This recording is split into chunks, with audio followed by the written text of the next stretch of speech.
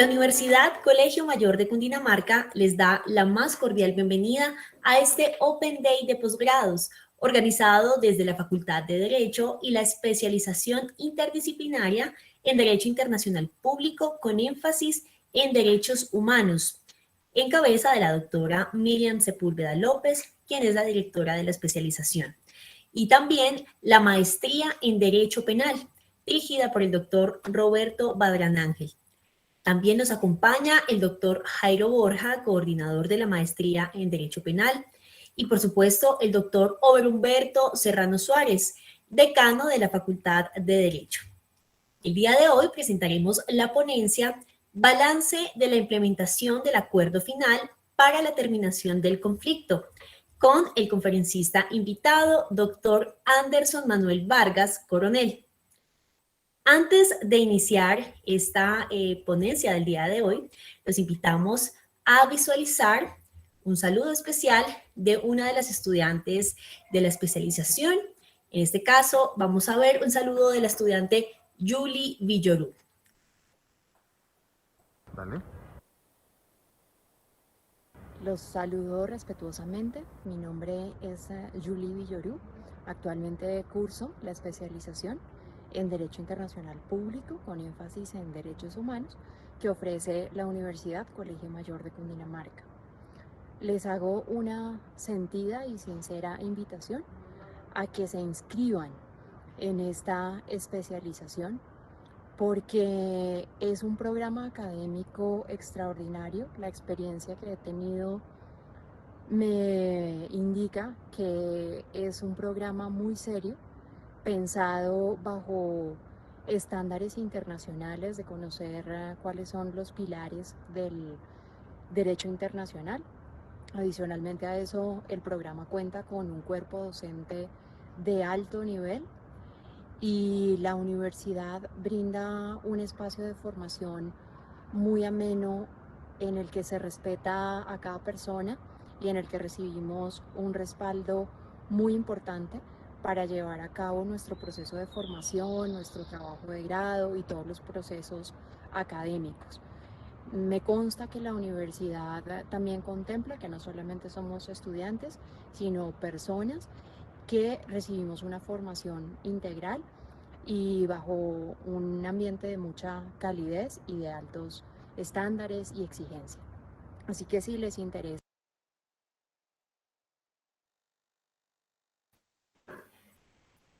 Bien, un agradecimiento a la estudiante Julie Villoru, quien también es docente de nuestra universidad. A continuación, también los invitamos a visualizar el saludo del estudiante de la maestría en Derecho Penal, Héctor Tunarosa Carvajal. Mi nombre es Héctor Tunarosa Carvajal. Soy alumno de la maestría en Derecho Penal de la Universidad Colegio Mayor de Cundinamarca. ¿Por qué estudiar la maestría en Derecho Penal en esta universidad? Porque la calidad de sus docentes, por la calidez humana que tiene la universidad y sobre todo por la visión crítica del derecho penal que se imparte en esta.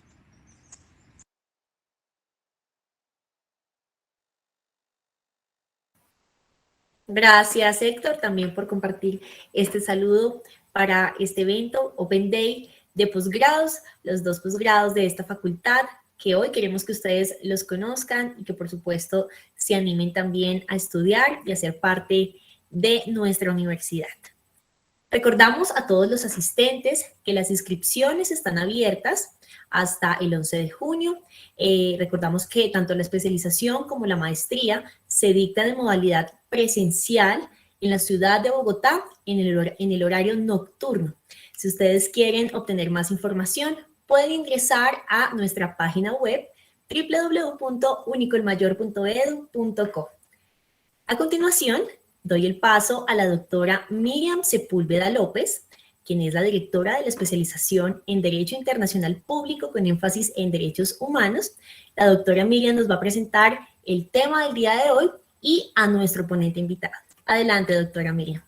Muchas gracias, Estefanía, y pues aprovechamos también acá para dar un fraternal saludo a todas las directivas de nuestra Universidad Colegio Mayor de Cundinamarca, a la doctora María Ruth Hernández Martínez, rectora de nuestra universidad, la doctora Ana Isabel Mora Bautista, vicerrectora académica, la doctora Sandra Juliet Moncada, vicerrectora administrativa, al doctor Ober Humberto Serrano Suárez, decano de nuestra Facultad de Derecho, doctor Roberto Ángel Badrán, director de la Maestría en Derecho Penal, todas nuestras demás directivas de la universidad, de la Facultad de Derecho, a nuestros docentes, egresados, estudiantes, personal administrativo y todas aquellas personas quienes también desde otros escenarios institucionales y también de forma independiente se unen a esta socialización que hacemos nosotros de posgrados de nuestra Facultad de Derecho.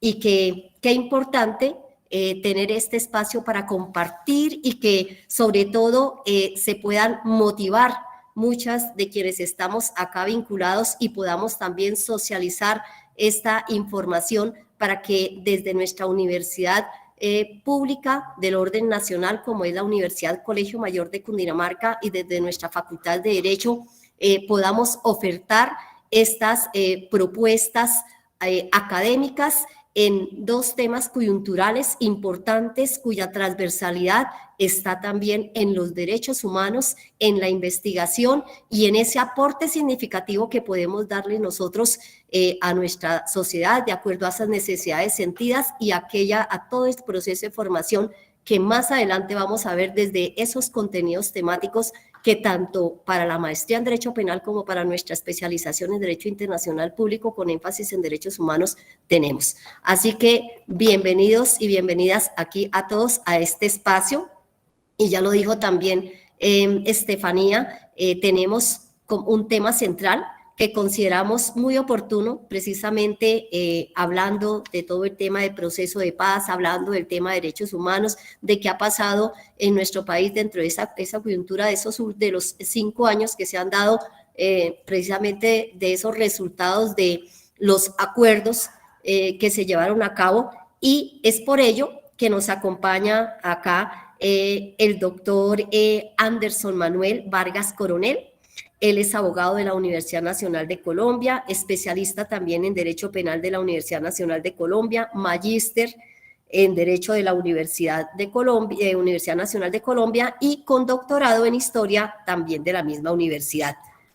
Así que nos va a trabajar el tema, una reflexión muy importante de cara a la sociedad, de cara desde la academia, el aporte que nosotros podemos dar sobre el balance de la implementación del acuerdo final para la terminación del conflicto. Así que muchas gracias, doctor Anderson, por estar acá presente, por compartir sus experiencias, su conocimiento en un tema tan importante que, sin lugar a dudas, a nosotros se nos convierte en una oportunidad para fortalecer el trabajo académico y también desde algunas de las investigaciones que estamos adelantando con nuestros estudiantes y que nos va a servir también de una gran motivación a nivel social frente a qué perspectiva tenemos nosotros frente a lo que ha sido el proceso de paz y ese cumplimiento de acuerdos.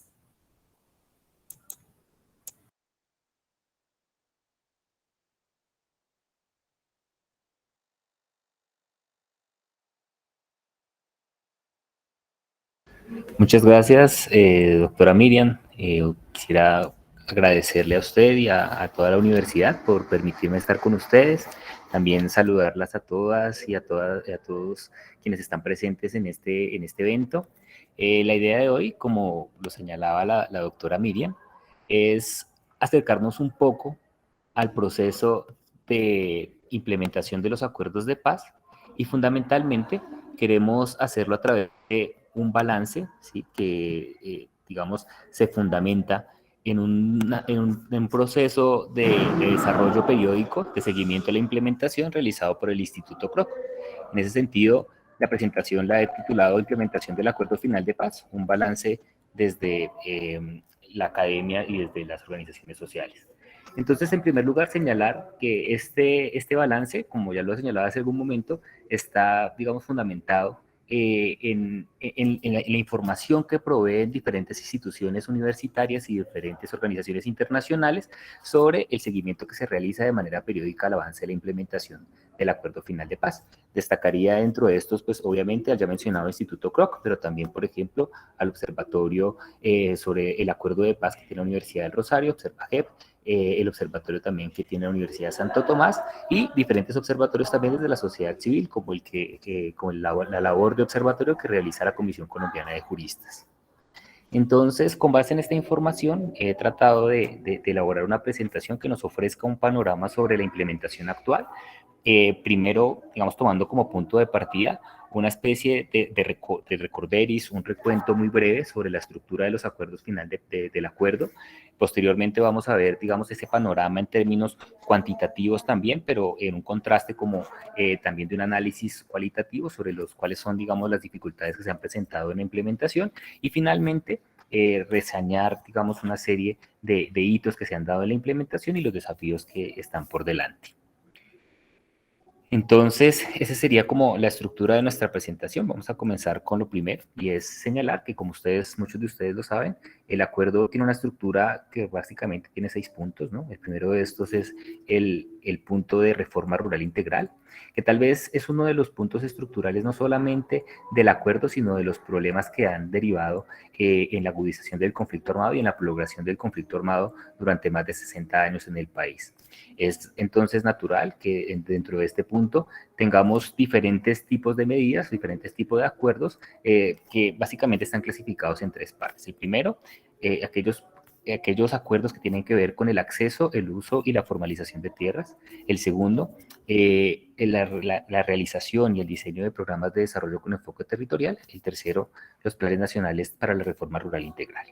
El segundo punto de la implementación es el de participación política. Ya ustedes lo han visto, digamos, en el tema de participación de las personas que fueron parte de las Fuerzas Armadas Revolucionarias de Colombia.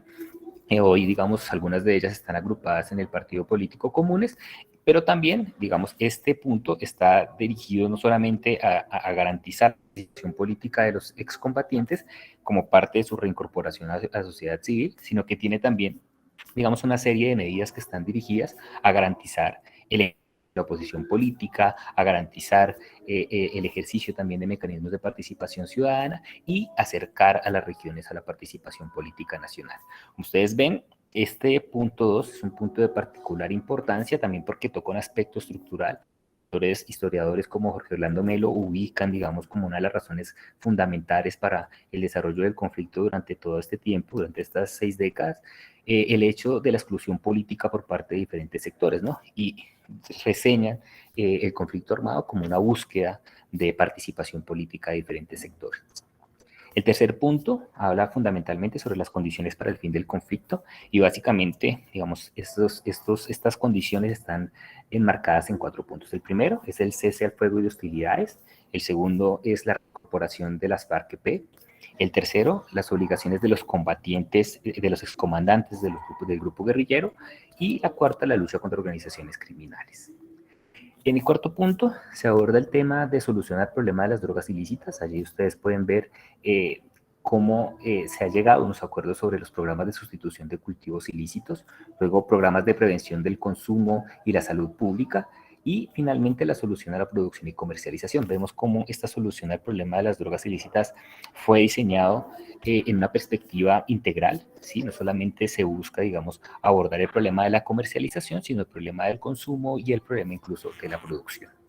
En el quinto punto es el punto, digamos, que más ha tenido como no solamente publicidad en los medios de comunicación, sino también, digamos, mayor acogida en la sociedad. Cuando me refiero a acogida, no solamente me refiero a las percepciones positivas, sino incluso también a las negativas, puesto que allí lo que se aborda es el punto de acuerdo sobre las víctimas del conflicto.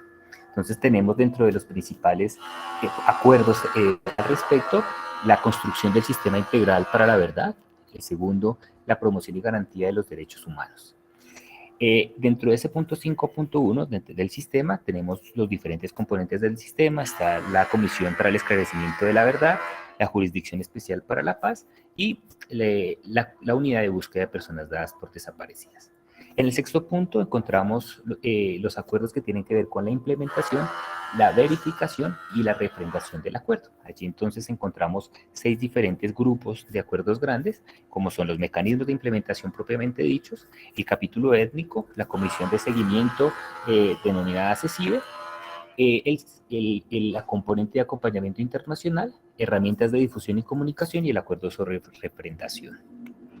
Después de este breve panorama sobre la estructura del acuerdo, que repito, es más una suerte de recordación, de volver, digamos, a ubicarnos en el contexto de todo lo que implica el acuerdo, pues llegamos un poco a la necesidad de socializar las conclusiones del informe del Instituto Kroc en su quinto informe sobre la implementación. Este informe es un informe que se realiza de manera periódica cada año y nos encontramos que el último informe fue producido en octubre del año pasado, octubre de 2021. Allí ustedes encuentran cómo, según el Instituto Kroc, a partir del 1 de diciembre de 2016 se han ubicado 578 disposiciones del acuerdo para la terminación del conflicto, para la construcción de paz. De estas 578 disposiciones, se tiene que el 30% de ellas, o sea, 172, se encuentran completadas. El 18% se encuentran medianamente implementadas para un total de 106. El 37% están mínimamente implementadas, 211, y el 15%, 89, se encuentran sin avance de implementación. Vemos cómo, en términos generales, hay un avance, digamos, nos encontramos en un punto cero, hay un avance en la implementación de los acuerdos adelantados en La Habana. Sin embargo, se espera, digamos, una aceleración después de pasado el segundo o tercer año de implementación. ¿Por qué? Porque esos primeros años generalmente son años de preparación de las instituciones, de preparación del marco normativo para comenzar a desplegar ya los programas relacionados con el acuerdo de paz. Al costado derecho, en mi pantalla aparece el costado derecho, ustedes encuentran un gráfico que nos plantea básicamente un escenario de la siguiente manera. Encontramos cómo los puntos 1, 2 y, bueno, 1, 2, 4 y 5 tienen realmente un proceso de implementación que es preocupante. Más del 50% se encuentran o en un estado de mediana, baja o nula implementación. Sin embargo, ven ustedes cómo los puntos 3 y 6 relacionados con fin de conflicto y mecanismos de implementación tienen un avance, si no del 50%, pues a él. Esto, como les digo, es consecuencia fundamentalmente de que en el punto 3 y en el punto 6 se ubican generalmente la construcción de ese marco institucional y la construcción de ese marco jurídico necesario para el desarrollo de la implementación. Sin embargo, vale la pena hacer un análisis detallado frente a la implementación de cada uno de los puntos para poder llegar a conclusiones generales sobre cuáles son, digamos, los obstáculos que se presentaron para la implementación de cada uno de estos puntos. Entonces, para ello, vamos a acudir, digamos, a una clasificación entre aquellas medidas o aquellos puntos que tienen una mayor implementación, aquellos que tienen una mediana implementación y aquellos que tienen una baja implementación. Dentro de los de mayor implementación destacaríamos el punto 3 y el punto 6, el 3 relacionado con fin de conflicto y el 6 con mecanismos de implementación. En el punto 3 encontramos cómo hay un 49% de las medidas completadas y un 21% de las medidas en el nivel intermedio. En el punto 6, entre tanto, encontramos un 58% completados y un 13% en el nivel intermedio. Vemos acá cómo dentro, digamos, un rasgo característico de las medidas que están relacionadas con estos puntos, perdón, se me saltó, están relacionadas, por ejemplo, con medidas como el cese al fuego bilateral, la dejación de armas, la construcción de un marco normativo y la construcción de una institucionalidad territorial, entre comillas, que son generalmente medidas que se agotan o en un solo punto o que son el preámbulo para el desarrollo de medidas mucho más complejas. En ese sentido, digamos, podríamos decir que a pesar de este alto grado de implementación en estos dos puntos, pues nos encontramos, digamos, en un escenario en el que estos avances no necesariamente se reflejan en la materialización de garantías de seguridad y no repetición. Y así, por ejemplo, lo evidencia el hecho de que solamente durante el año 2002 encontramos cómo se han registrado 79 hechos de violencia en contra de líderes, lideresas y defensores de derechos humanos, 44 masacres, 21 firmantes del acuerdo de paz víctimas de algún tipo de violencia. Dentro de las medidas de mediana implementación o de los puntos que tienen una mediana implementación, encontramos el punto 4 y el punto número 5. El punto número 4 referido a la solución del problema de drogas ilícitas y el punto número 5 sobre el acuerdo de víctimas del conflicto. Allí encontramos como dentro del grupo 4 contamos con un 21% de medidas completadas y el 27% de medidas implementadas a un nivel intermedio. En el punto 7, más o menos, digamos, se comparten las mismas cifras, 27% completadas, 23% en un nivel intermedio de implementación. Mientras que la otra mitad de los compromisos, ¿sí?, tanto en el punto 4 como en el punto 5, se encuentran en una fase mínima o incluso están sin iniciar. ¿Qué pasa, digamos, con estos puntos? Principalmente, estos puntos tienen que ver con la adopción de medidas complejas que requieren un proceso de reestructuración institucional, ¿sí? Por ejemplo, el tema de drogas ilícitas, el tema de acuerdo, y el tema de víctimas, ¿no? En el tema de drogas, ustedes, por ejemplo, encuentran, digamos, cómo al abordarse el problema del narcotráfico como un problema integral, pues se requieren medidas que van mucho más allá del simple combate, digamos, judicial o incluso policivo al consumo y al tráfico, ¿no? Tiene que ver con consumo, tiene que ver con un problema de salud y pues esto hace que la institucionalidad tenga que acomodarse para actuar en consecuencia. Adicionalmente, se encuentran como dentro de para la implementación de este tipo de medidas se necesita una solvencia financiera especial. El gasto, por ejemplo, para la puesta en marcha de la Jurisdicción Especial para la Paz es de un monto tan alto que pues, ha requerido un esfuerzo institucional y de cooperación internacional profunda. Adicionalmente, encontramos cómo, aparte de lo que ya se ha implementado, hay otros procesos dentro de estos dos puntos que ameritan, digamos, esfuerzos similares, ¿no? El programa PENIS de sustitución de cultivos de uso ilícito, el tema de implementación de proyectos productivos para familias cultivadoras de cultivos de uso ilícito, no sé, y otros tipos, digamos, de retos que vamos a tocar al final de esta charla, que tienen que ver con la producción de decisiones judiciales de fondo, que es uno de los grandes retos que enfrenta la JEP en la actualidad. Dentro del grupo de puntos con baja implementación encontramos el punto número 1 sobre reforma rural integral y el punto número 2 sobre participación política. Aquí encontramos como en el punto número 1 tenemos un 14% de las medidas sin iniciar y un 69% de medidas en un estado mínimo de implementación. Entre tanto, todos encontramos como hay un 29% de medidas sin iniciar y un 43% en un estado mínimo.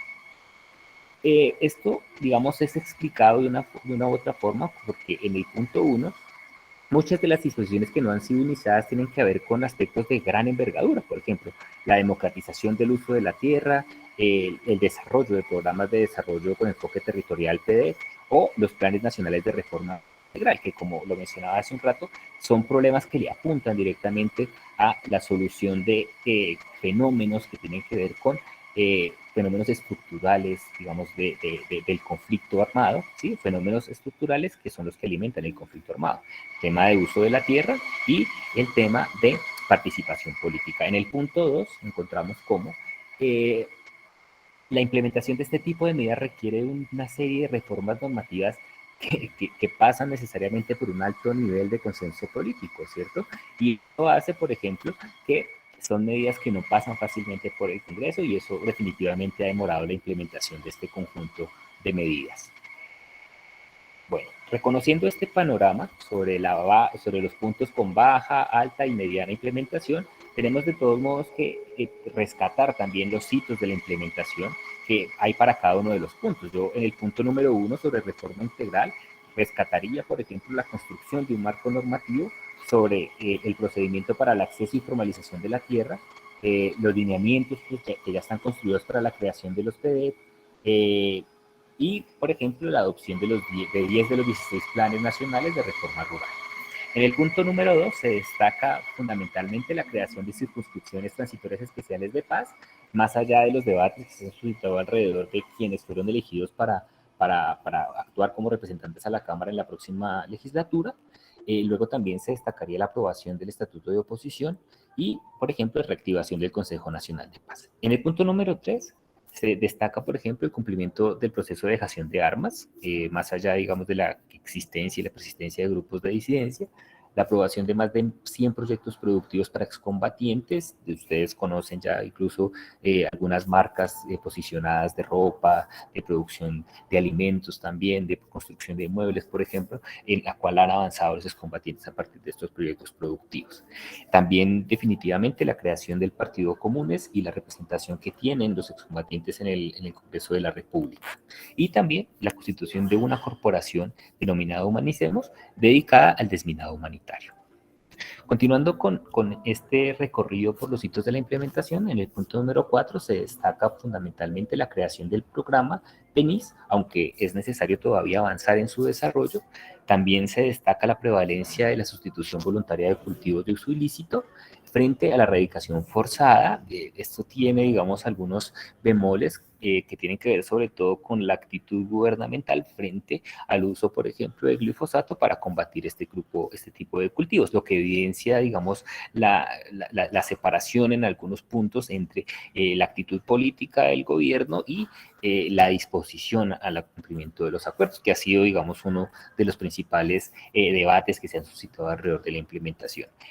También, en este punto número 4, se destaca la adopción de la política integral para la prevención y atención del consumo de sustancias, que llega a incorporarse de forma, digamos, transversal en diferentes carteras, como el Ministerio de Salud, el Ministerio de Educación, que tienen responsabilidad en este asunto. En el punto número 5, indiscutiblemente, se destaca la infraestructura del sistema integral. Se destacan los avances judiciales por parte de la JEP, que ha logrado, digamos, en unos cuantos años a estar funcionando, digamos, con toda su potencialidad, pero adicionalmente, digamos, las posibilidades que se tienen prontas o las expectativas que se tienen prontas de una decisión judicial de fondo. Ahora bien, esa decisión de fondo va a ser fundamental, digamos, para posicionarse, para que la jurisdicción logre posicionarse definitivamente y avanzar también, digamos, en la construcción de legitimidad de sus actividades. En tercer lugar, el despliegue del mandato de la comisión, tan a puertas, esperemos, de entregar su informe final.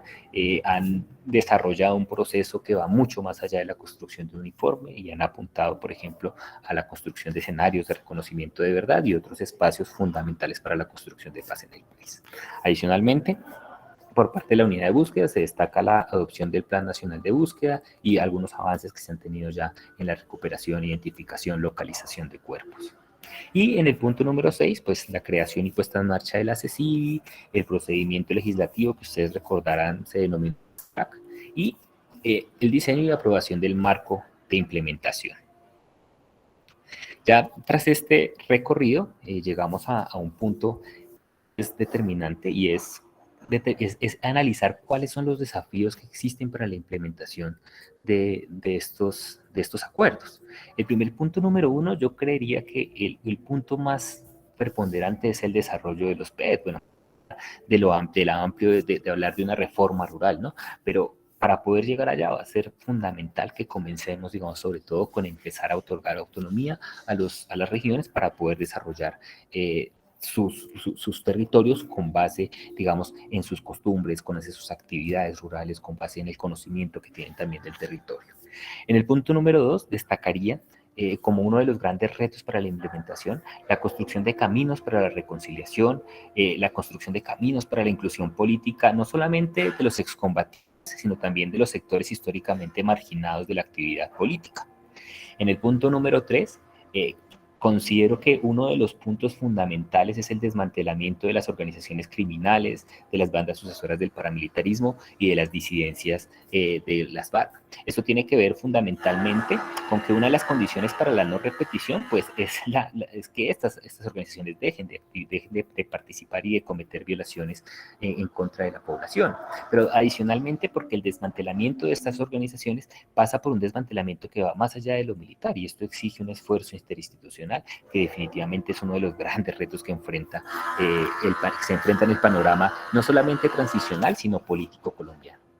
En el punto número 4, será determinante la estructuración de proyectos productivos de largo plazo en el marco de los PENIS, pero adicionalmente llegar a una solución, digamos, concertada con las personas que se dedican al cultivo, pero también articular la política pública de salud para las personas consumidoras. Y bueno, este es un desafío que pasa por posicionamiento en la agenda política del problema de narcotráfico, por sentarnos realmente como sociedad a analizar cómo las diferentes medidas que se han tomado en 30, 40 años de lucha contra el narcotráfico, pues han resultado, digamos, no en un beneficio, en una solución al problema, sino que incluso lo han agudizado. Y es la hora de que como sociedad nos sentemos a buscar alternativas para ello.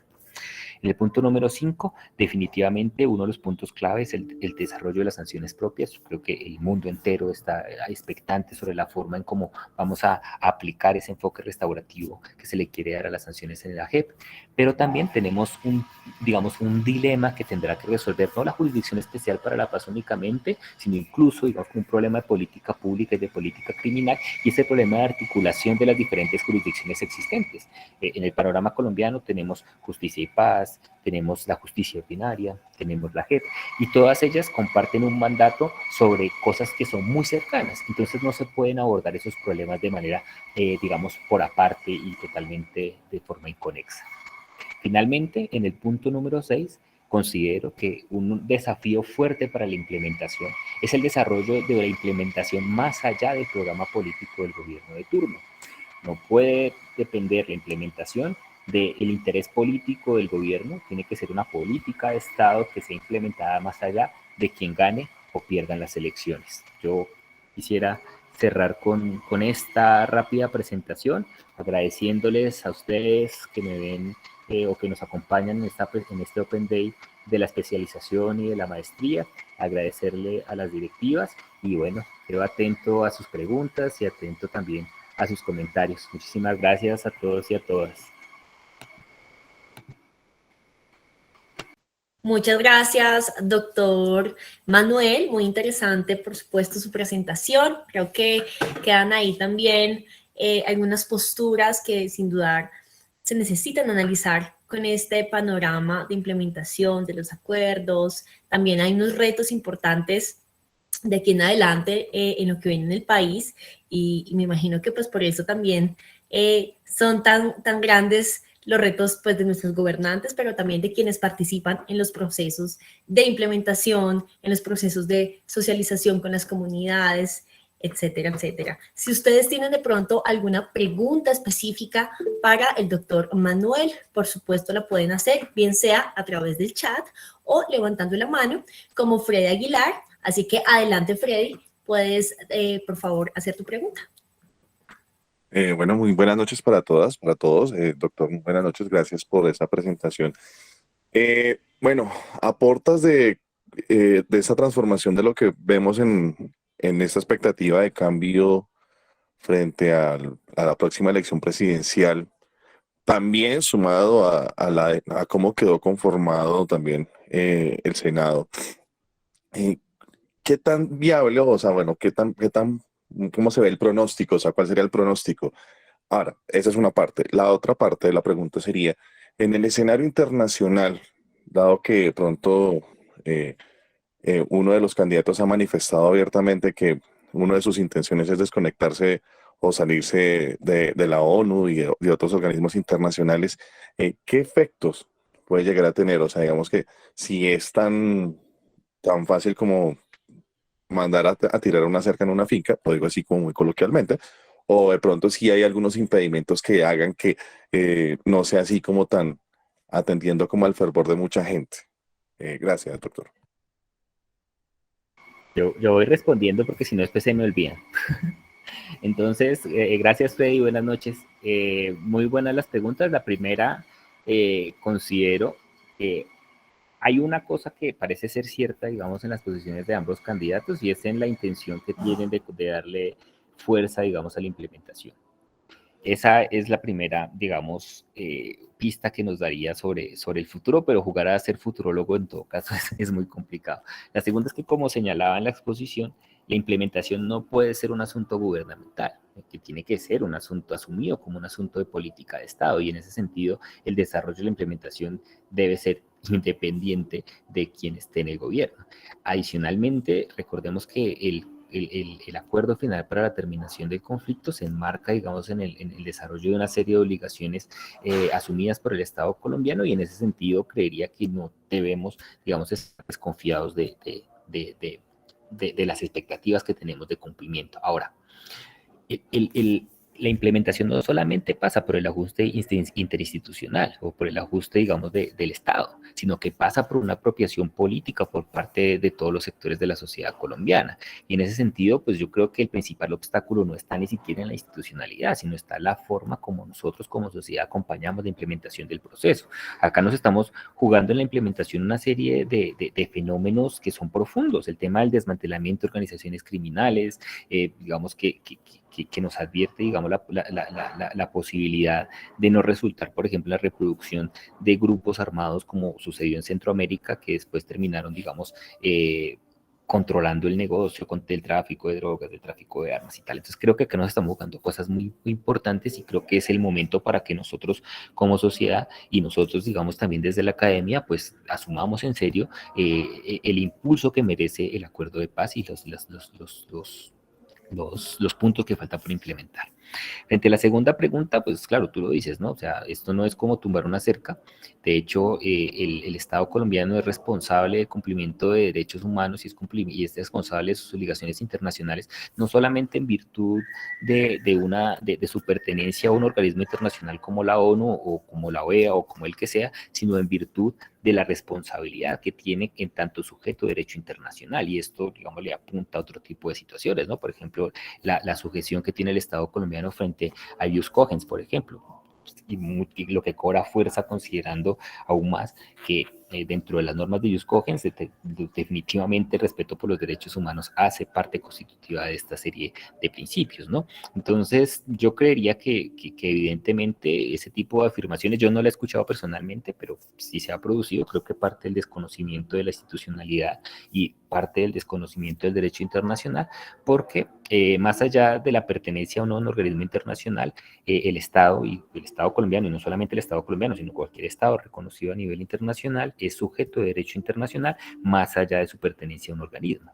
Y en ese sentido, al ser sujeto de derecho internacional, las normas de ius cogens, por ejemplo, para no ir tan lejos, lo cobijan y lo obligan a respetar y a garantizar los derechos de las personas dentro de su territorio. Entonces, eso, digamos, está relacionado con otra serie, digamos, de principios, el principio de jurisdicción universal y otro tipo de principios que están allí, digamos, como garantía de que más allá del gobierno de turno, los estados responden a nivel internacional. No sé si con eso respondo tus dos preguntas.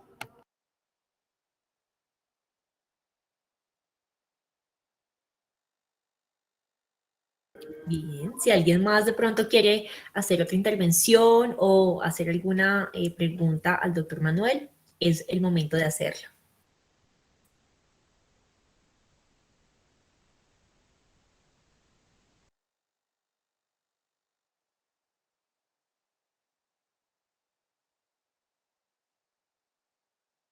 Bueno, yo sí quisiera preguntar, doctor, como invitado y a propósito pues, de nuestro posgrado, ¿cómo desde la maestría en Derecho Penal, digamos, se puede un poco también vincular los estudiantes, cómo se pueden vincular a este proceso, ¿no? Es decir, haciendo análisis, por supuesto, desde la investigación o desde el análisis de las situaciones, pero también cuál es el reto, pues, de los estudiantes que hacen este tipo de posgrados para que se involucren, participen, pero también que se generen soluciones alrededor de estas situaciones, como por ejemplo la que usted expone el día de hoy para la implementación, por ejemplo, de un acuerdo de paz en una nación. ¿Cómo pueden también proponer y participar los estudiantes de un posgrado como el nuestro en estas situaciones? Claro, muchas gracias, Andrea, por la pregunta. Digamos, reconociendo la maestría en Derecho Penal de la Universidad Colegio Mayor de Cundinamarca como un espacio de producción académica y digamos, a nivel de maestría, lo que se espera digamos, de la producción que se tenga de este tipo de escenarios es, digamos, contribución primero, el reconocimiento de los problemas, ¿no? Y luego, digamos, contribuciones efectivas a la solución de esos problemas. Un poco esta conferencia nos permite digamos, tener ese panorama y a propósito de ese panorama, identificar aspectos sobre los cuales los estudiantes de la maestría puedan, digamos, apuntar con soluciones concretas. Y me refiero, pues, por lo menos a 2 o 3. La primera de ellas es el tema de desmantelamiento de organizaciones criminales, ¿no? Reconociendo, digamos, la forma como la criminalidad organizada ha avanzado, digamos, hacia una forma, digamos, abstracta en sus estructuras. Ya no es solamente, digamos, la organización dedicada al bandidaje, sino que muchas de estas organizaciones combinan actividades lícitas con actividades ilícitas, pero adicionalmente combinan la presencia nacional con la presencia y las redes transnacionales. Pues el derecho nacional, el derecho penal ordinario, pues pareciera quedarse corto en términos de investigación, y ahí es donde nosotros como penalistas y nosotros como estudiantes y como docentes de esta maestría, pues tenemos que apuntar, digamos, a ofrecer soluciones concretas de hacia dónde o cómo se debe reestructurar la investigación criminal para poder avanzar, digamos, en el desmantelamiento de este tipo de fenómenos. En segundo lugar, ya lo advertía, creo que solamente lo mencioné, pero tiene que ver con el tema de sanciones, ¿no? Vamos, la JEP se ha propuesto, para la JEP se ha propuesto un modelo de sanciones que vaya mucho más allá del acto meramente retributivo. Es decir, no solamente se espera condenar a una persona a una restricción de su libertad, sino que la pena además debe tener unas condiciones restaurativas, ¿no? Que restauran el daño que se ocasionó. Pero esto no puede contrastar, digamos, en una flexibilización de la pena a tal punto que se desnaturalice. Y allí es donde nosotros los penalistas tenemos que construir también alternativas de castigo, ¿sí? De pena, que no pierdan, digamos, el componente, digamos, de seriedad que debe tenerlo, pero también, digamos, le apunten a una transformación de la concepción que tenemos también de castigo, no solamente como colombianos, sino a nivel internacional. Y en tercer lugar, por ejemplo, me referiría a ustedes, escucharon el semestre pasado, asistió una comisión encabezada por el fiscal de la OTP de la Corte Penal Internacional. Se decidió, digamos, cerrar de manera provisional la investigación, digamos, la investigación de la situación que se estaba adelantando en Colombia, la investigación preliminar, pero se mantiene, digamos, en un stand-by, en una situación que ha sido totalmente, digamos, sui generis, ¿no? Tanto por la duración del caso a instancias de la OTP, pero también, digamos, por la expectativa que se tiene de una reapertura en cualquier momento en que no se alcancen, digamos, los estándares de judicialización y de investigación que se tienen previstos. Entonces, ahí los penalistas también tenemos mucho que decir. Por ejemplo, en materia de seguimiento, ¿ha sido efectiva la labor de la Jurisdicción Especial para la Paz? ¿Ha sido efectiva la labor de Justicia y Paz? ¿Sí? Y en ese sentido, nosotros tenemos, digamos, esa labor de seguimiento y esa labor, digamos, también de reconocer las herramientas que incluso el derecho penal internacional nos ofrece a nosotros para poder dirigir, digamos, nuestra actividad como profesionales y como académicos. Entonces, creo que son todas las posibilidades que se nos abren, no solamente en el tema de la maestría, sino los estudiantes de la especialización también, ¿no? Porque nos plantea y nos ubica en una posición donde empezamos a pensar derecho ya no solamente como un derecho local, como un derecho que está restringido por unas barreras de lo preexistente, sino que nos pone a pensar mucho más allá y a proyectarnos no solamente hacia lo internacional, sino también, digamos, en perspectiva de transformación del derecho mismo. Excelente, muchas gracias, doctor Manuel. Creo que esta respuesta pues pone muy en contexto de todas las posibilidades que tienen los estudiantes de la maestría y que también pues hoy reiteramos esa invitación para que se animen, para que se inscriban. Tenemos inscripciones abiertas hasta el 11 de junio y esta es la oportunidad de incidir desde el ámbito pues jurídico penal que nos acaba de exponer el doctor Manuel. Tenemos otra pregunta, alguien más levantó la mano, Fernando Eliezer Bernal, adelante. Última pregunta, por favor, para continuidad. Sí, muy amable, doctora Andrea, doctor Manuel. Hay un tema complejo hoy, digamos que para nadie es un secreto, que la fuente de financiación de los grupos armados ilegales, tanto paramilitares como la guerrilla, es el narcotráfico. El narcotráfico es la fuente de financiación directa mediante la cual ellos se arman, mediante la cual ellos secuestran. Eso genera también el tema de reclutamiento ilegal de menores de edad. Hay muchos factores que giran en torno a la droga y otros factores como el tema de la explotación de minas ilegales. Entonces uno se pone a pensar cuál sería la solución, doctor Manuel, y usted observa, porque digamos que hablar de paz en esos temas es hablar bajo otras estrategias no militares, digamos, no militares para delimitar el tema del narcotráfico. Entonces, digamos que todos sabemos de que se está presentando ahorita una expansión otra vez del narcotráfico en Colombia. ¿Qué se podría hacer para poder un poco, o cuál es su análisis frente a esos factores que podamos eliminar para dejar esa financiación de la guerra? Porque si no se elimina la financiación, pues el tema va a seguir.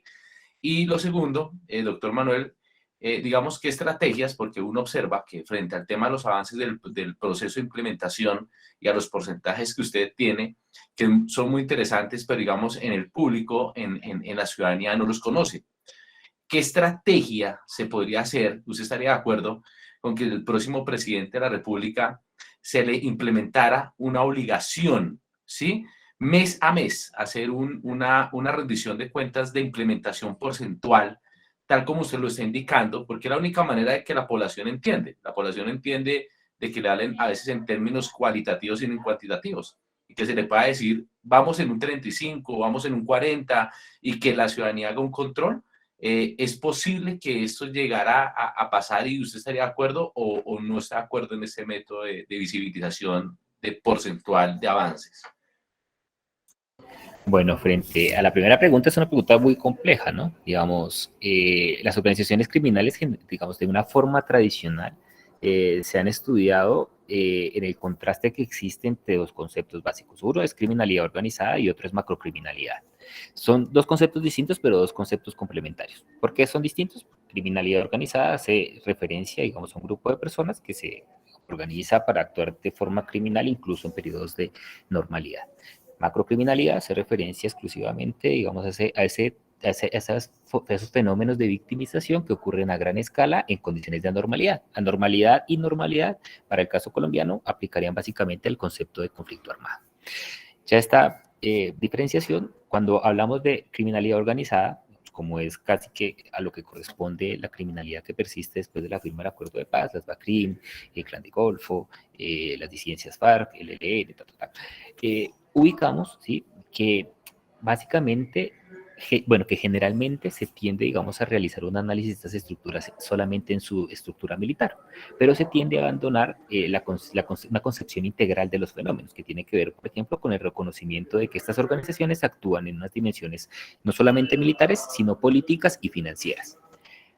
Adicionalmente a eso, es necesario que nosotros exploremos, por ejemplo, las condiciones culturales que facilitan la promoción y la expansión de este tipo de organizaciones criminales, ¿no? Porque las organizaciones criminales operan y se multiplican en contextos determinados, y es determinante analizar cómo el contexto, digamos, facilita el desarrollo de estas organizaciones.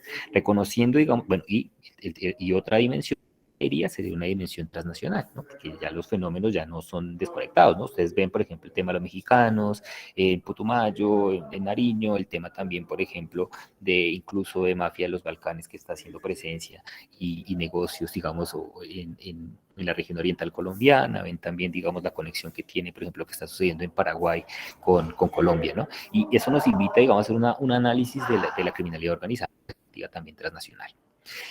Ese es un punto. Digamos, a título investigativo, pues, la primera transformación que se propone es ampliar las dimensiones en las que se estudia el fenómeno, y a título, digamos, político, es necesario que exista una articulación entre las diferentes instituciones que podrían tener responsabilidad en las estrategias de desmantelamiento. Esto no pasa solamente por un fenómeno judicial, ni pasa simplemente por una persecución en el orden militar o policíaco, sino que pasa por una serie de condiciones, digamos, de la modificación de una serie de condiciones estructurales que facilitan la reproducción de este tipo de fenómenos.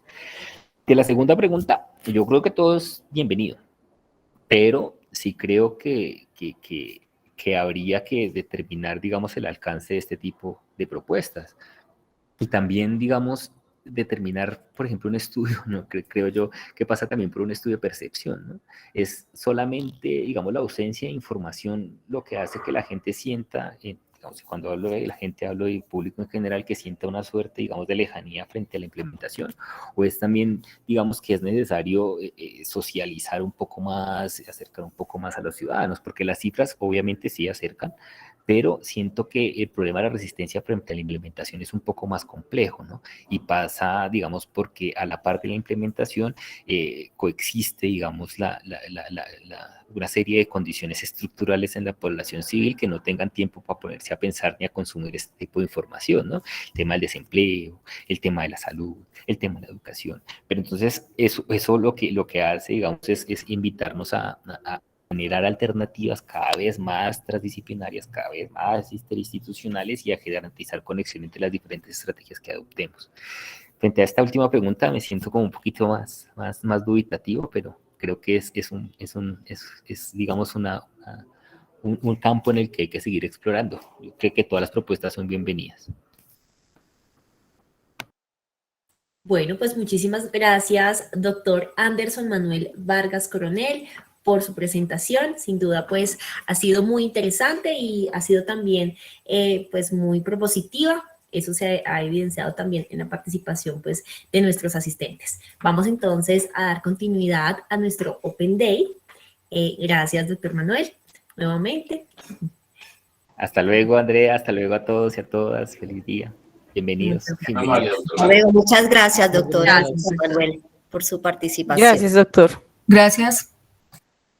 Bueno, muy bien. Entonces, a continuación, los invitamos a visualizar un saludo del doctor Johnny, quien es también parte de la especialización en Derecho Internacional Público con énfasis en derechos humanos.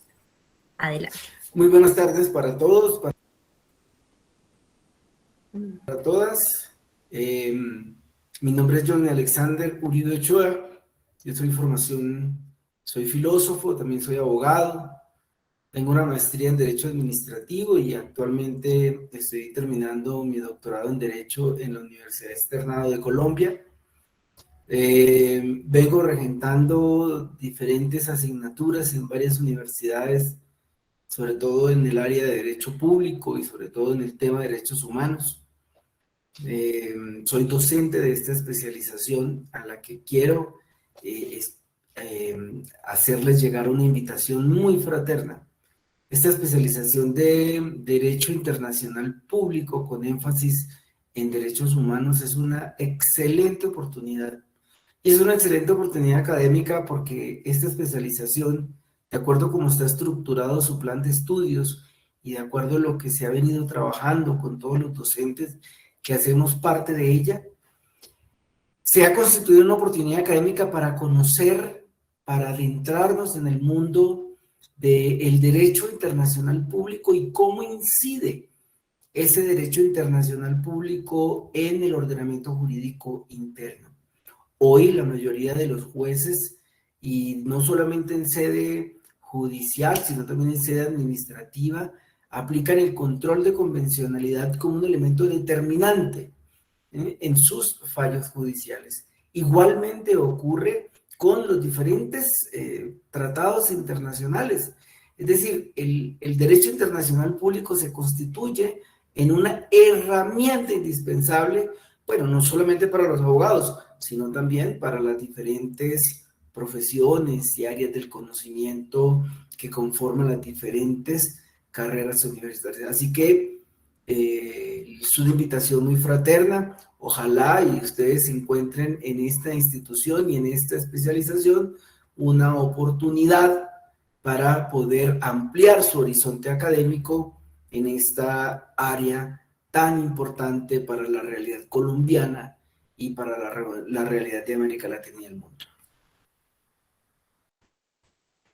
Un agradecimiento especial al doctor Johnny por su saludo. También los invitamos a visualizar un saludo que nos envía la doctora Beatriz Cuervo Criales, quien es docente de la maestría en Derecho Penal.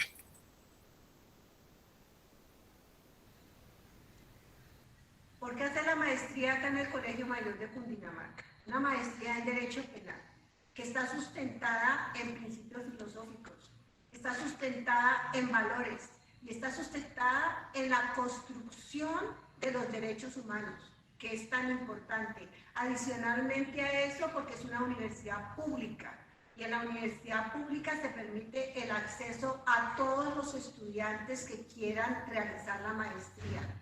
Esta maestría en Derecho Penal tiene una connotación que es muy representativa y que saca a relucir los valores éticos, los valores morales, no solamente de lo que es la construcción del derecho penal, sino específicamente de sus estudiantes, donde el tema de la ética, la transparencia y la honestidad son parte de los valores que se desarrollan a nivel pedagógico. Muchas gracias. Muchas gracias, doctora Beatriz, por su saludo. Queremos entonces invitarlos a que hagan parte de nuestra universidad. Como lo dijo la doctora Beatriz, es una universidad pública del orden nacional que cuenta con 76 años de trayectoria en la educación y además es reconocida académica y socialmente por su docencia con investigación participativa e incluyente, con presencia local y regional. Somos una institución comprometida con la formación de profesionales integrales, éticos, responsables y con pensamiento crítico. Ciudadanos que sean capaces de responder a las realidades, a los retos y a las demandas de la sociedad en armonía con el ambiente. Continuamos entonces con nuestro Open Day y es momento de dar paso a la doctora Miriam Sepúlveda López, que nos va a presentar toda la información sobre la especialización en Derecho Internacional Público con énfasis en derechos humanos. Adelante, doctora. Bueno, pues no sé si ya se está viendo la presentación, pero pues quería decir primero que todo, pues el iniciar nosotros nuestro Open Day del día de hoy con un tema tan importante y trascendental que fue el que nos motivó para pensar también en uno de los temas, para pensar en la especialización en Derecho Internacional Público con énfasis en derechos humanos y 5 años después entrar a escuchar los planteamientos y como la síntesis de ese cumplimiento de los acuerdos que se hacen una vez que se firmó en el 2016 ese pacto por el proceso de paz de 60 años que llevamos ya nosotros, largos 60 años de toda esta lucha, de este conflicto, y que si bien es cierto, hay unos acuerdos, pues ya nos lo decían acá, cómo realmente se han cumplido y en qué medida, y todos los que aún nos hacen falta por avanzar. Y por eso consideramos nosotros que nuestra especialización en Derecho Internacional Público y con esos antecedentes previos que para nosotros se convierten, igual con lo que han manifestado en los videos nuestros estudiantes y nuestros docentes, en un aperitivo académico, en una degustación que nos da esa posibilidad de abrir las puertas a muchos de nuestros profesionales de las diferentes disciplinas para orientarse y orientarnos hacia esta temática que hoy en día cada vez cobra mucha más fuerza, porque cuando hablamos de derechos humanos, cuando hablamos de dignidad humana y todos los temas que son coyunturales a ello, pues nos toca a todos, como seres humanos, como familias, como personas, como profesionales, y en este caso también en el ámbito de esa preparación de nosotros como universidad pública de cara a la sociedad, qué estamos aportando y qué estamos haciendo para ello. Por eso pensamos en la especialización, en una contextualización general, en unos informes nacionales e internacionales que nos sigue generando año a año precisamente el alto comisionado para las naciones, de las Naciones Unidas para los Refugiados. Y entonces son los que nos van revisando también y mirando como dando este cumplimiento, y al lado de ello, pues muchas otras instituciones y organismos de corte nacional e internacional que hacen ese acompañamiento. Y nosotros desde la academia pues estamos llamados a hacerlo y aportar también desde la investigación, desde el análisis, desde la construcción, desde la praxis, todo lo que nosotros podamos intervenir. Y otro punto importante que nos llevó a pensar también fue pues todo ese contexto de interdependencia y globalización, de pobreza, de violencia, desplazamiento forzado que se ha venido dando y que de una u otra manera digamos, reclama la sociedad de qué hacer frente a estas situaciones de vulneración de derechos humanos o de posibles vulneraciones a los derechos humanos y cómo nosotros entrar a interactuar desde la academia.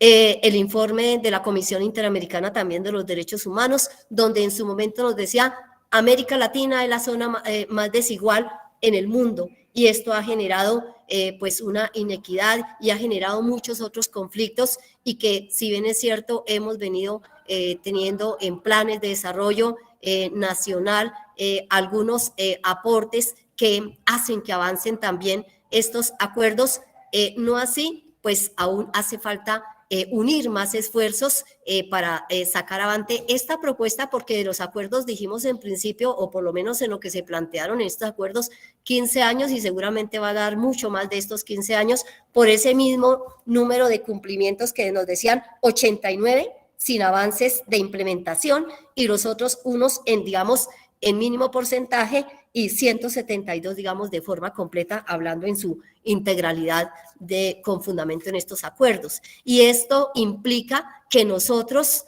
como universidad, como Facultad de Derecho, pues vamos a poder también aportar desde la investigación, desde esa concienciación permanente, a través de organizaciones no gubernamentales, a través del mismo Estado, a través de los diferentes escenarios donde nosotros nos podemos ubicar para ello. También hablamos precisamente de esos informes de Naciones Unidas que año a año, 2018, aquí lo tenemos 2018 porque fue la coyuntura importante en la que nosotros creamos nuestra especialización en Derecho Internacional Público con énfasis en derechos humanos, y año a año hemos venido también revisando y haciendo como ese seguimiento a esos informes, y cómo desde esos contenidos temáticos que nosotros ofertamos podemos ir retroalimentando y también ir revisando para mirar esos aportes académicos. Obviamente las intervenciones también que se hacen de las organizaciones no gubernamentales y todo lo que está planteado desde lo que es las diferentes comisiones que se dan, instituciones en el ámbito internacional, en el marco del derecho internacional público y de los derechos humanos, fundamentados en lo que nos dice el artículo 93 de la Constitución Política. Y así como hay un contexto que es a nivel, digamos, general, y que no acabaríamos aquí hablando con todos los temas que nos ha planteado inicialmente el doctor Anderson, nos lleva también a pensar y decir nosotros al interior de nuestra Facultad de Derecho, de nuestro programa, qué podemos nosotros hacer. Y entonces, en el marco de los 20 años de Facultad de Derecho, que los cumplimos precisamente en el 2018, pues dijimos, la universidad debe estar de cara a esa realidad de no solamente del proceso de paz, de esos acuerdos, sino de todo lo que coyunturalmente tiene que ver con el derecho internacional público y su incidencia que tiene con el tema de los derechos humanos. Tenemos una cátedra abierta que este año estamos cumpliendo también 20 años, porque la creamos en el año 2002, y esa cátedra abierta, Ricardo Medina Moyano, nos dio elementos muy importantes de reflexión, de análisis, a través del cual nosotros hicimos toda una sistematización de temas a nivel nacional e internacional que nos aportaban a esta temática, pero que además le hicimos todo el seguimiento desde cuando se empezó todo el proceso de paz hasta en el momento, porque seguimos llevando a cabo también temáticas en esta cátedra, y que para nosotros pues es un insumo importante desde la reflexión con nuestros estudiantes, con nuestros docentes, con muchos profesionales de diferentes escenarios, tanto internos como externos. Esa visión también de unas investigaciones desde el área del derecho público y los derechos humanos que en su momento han venido llevando a cabo nuestros estudiantes de pregrado, y que ese banco de temas se convierten en un insumo importante para generar líneas y para generar resultados como el que tomamos acá, nuestra especialización en Derecho Internacional Público. Una visión sociojurídica, algo que nos identifica mucho como universidad pública y como Facultad de Derecho, es esa visión. Y en esta especialización, que tiene otra connotación muy importante, que es la interdisciplinariedad, porque es que acá en la especialización pueden estar los profesionales de las ciencias sociales de diferentes áreas que sean, digamos, afines somos todos con los derechos humanos, que tengan esa vocación, ese interés, esa motivación por estos temas y contribuir y coadyuvar para una respuesta efectiva a nuestro país, a nuestro querido país Colombia, en medio de tantas situaciones de justicia social tan añoradas. Y está una oferta posgradual. Nosotros actualmente tenemos también 795 egresados y sabemos que muchos de nuestros egresados están vinculados también en escenarios de lo público, del área penal, y en lo público pues también cómo pueden aportarse y apoyarnos, retroalimentarnos de sus experiencias y también ellos de continuar ese proceso de formación en su casa de estudio.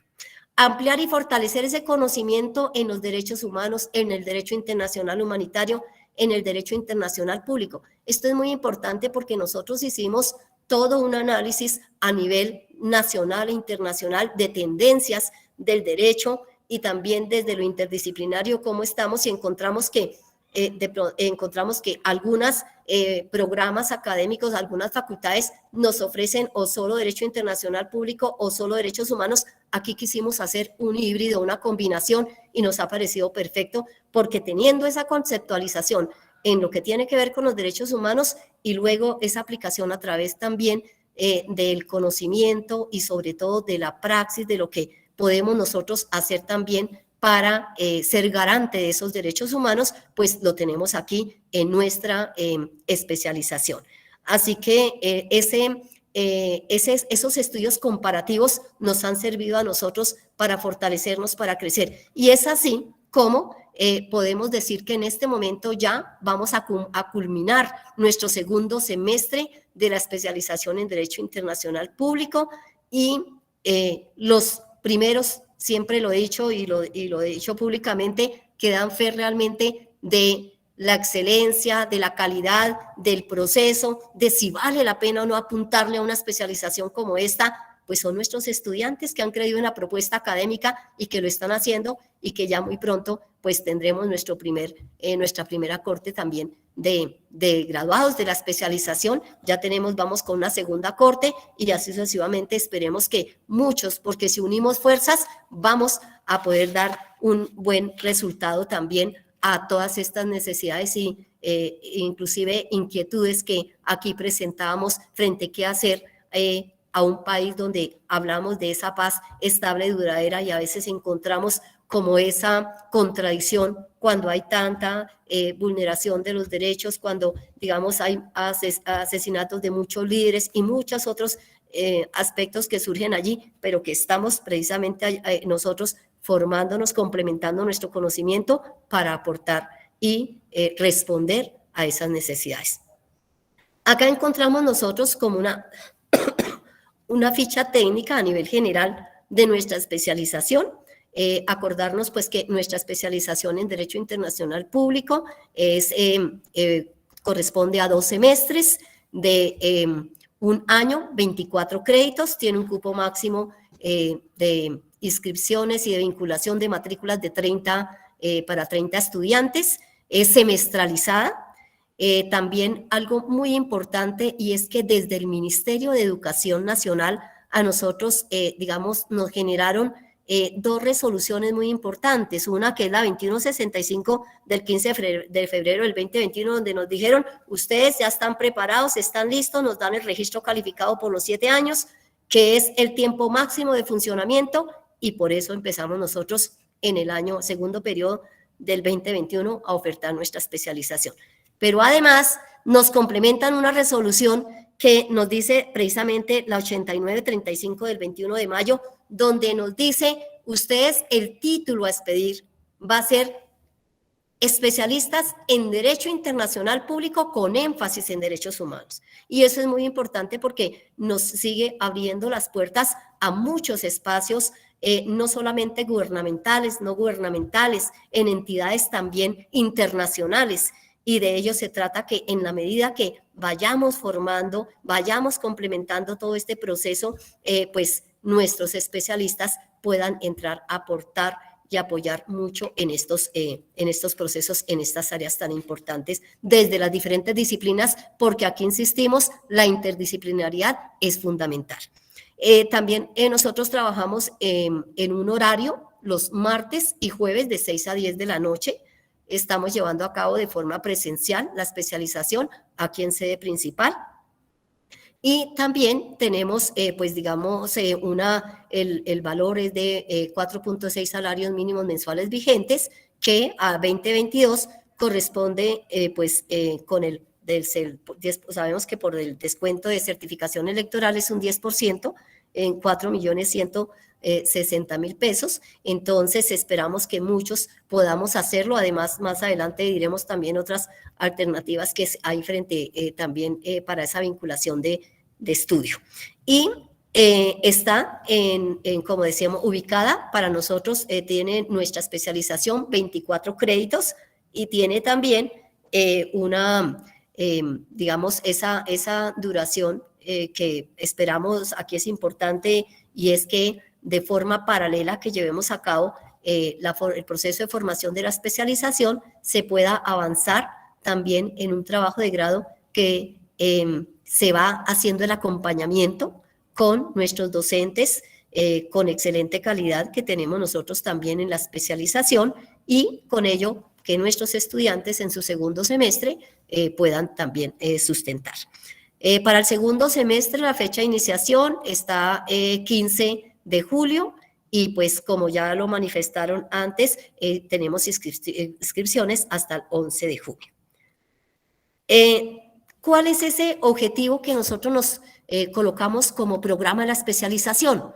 Formar especialistas en Derecho Internacional Público con énfasis en derechos humanos a través de esa capacitación teórico-práctica que lleven algo muy importante, a ese conocimiento y pensamiento crítico respecto a los derechos humanos y los procedimientos para, sobre todo, para esa proyección, para ese respeto, para ser garante de esos derechos. Y es que nosotros desde el pregrado de Derecho tenemos también ese pilar fundamental que es uno precisamente de esos perfiles y que nosotros, con fundamento en lo que ya expliqué al inicio, lo hemos traído también aquí para la especialización.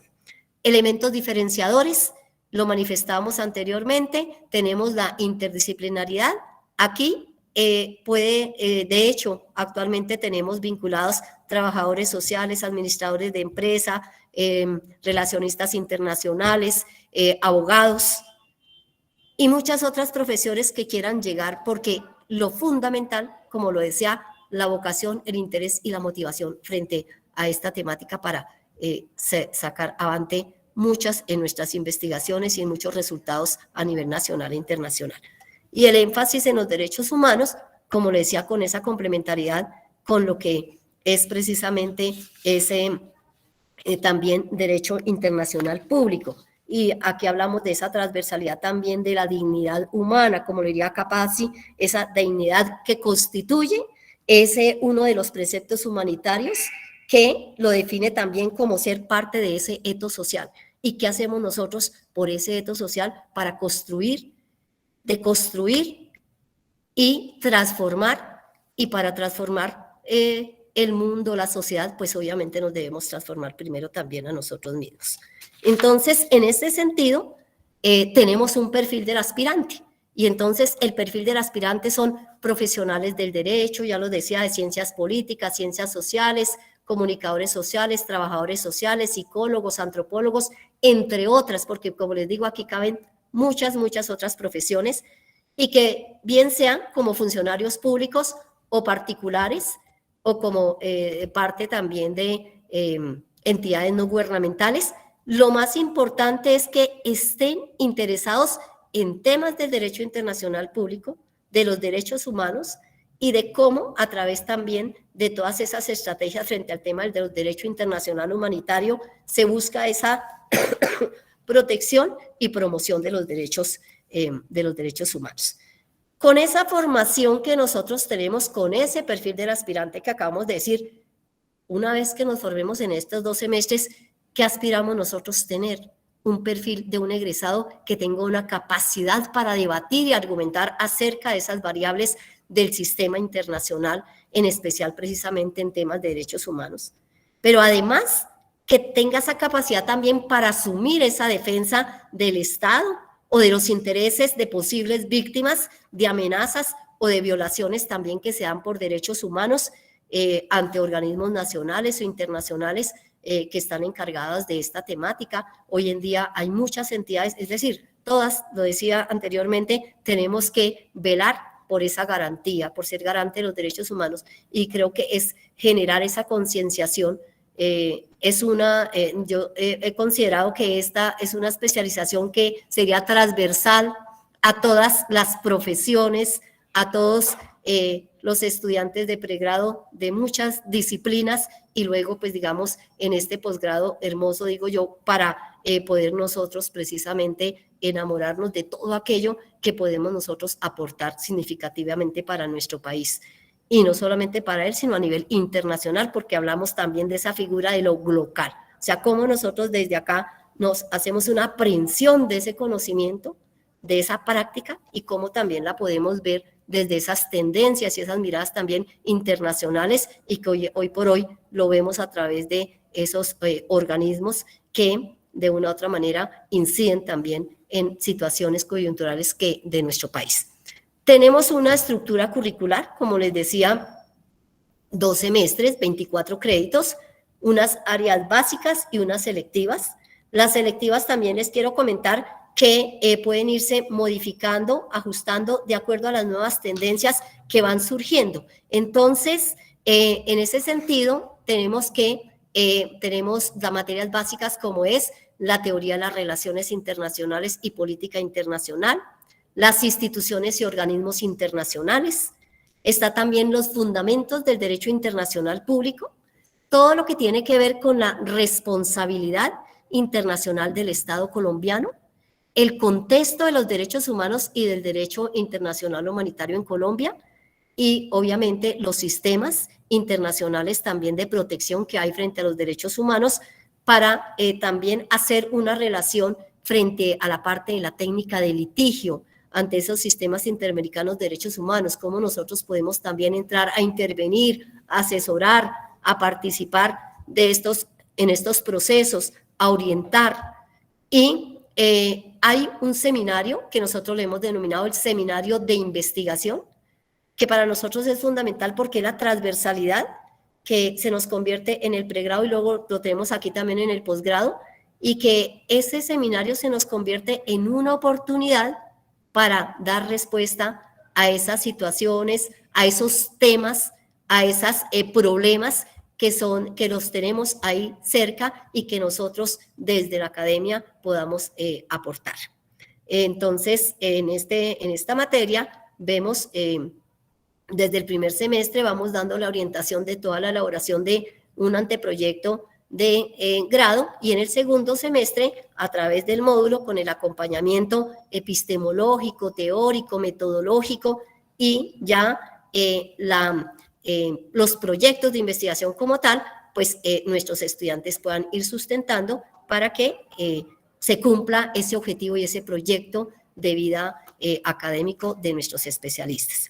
Y las selectivas, pues acá en principio tenemos garantías judiciales, negociación y resolución de conflictos internacionales, la pedagogía de los derechos humanos, y sí que es importante, hablando precisamente de todas las diferentes estrategias para dar ese cumplimiento de los acuerdos, los mecanismos internos de protección de los derechos humanos.